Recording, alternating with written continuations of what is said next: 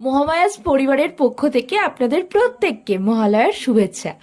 আর আজকের এই স্নিগ্ধ সকালে আমি একটুখানি শিউলি ফুল কুড়িয়ে নিচ্ছিলাম মাকে অর্পণ করব বলে। আমি তো মায়ের কাছে চলেই এসেছি, আপনারাও আমার সাথে কিছুক্ষণ মায়ের কাছে থেকে যান।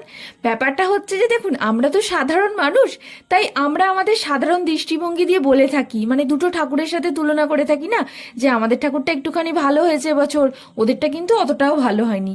বাট দেখুন, ঠাকুর তো একটাই, কিন্তু তাও আমরা এগুলো করে ফেলি। তারপরে ঠাকুর মানে একটা পজিটিভ শক্তির মানে আধান বলা চলে।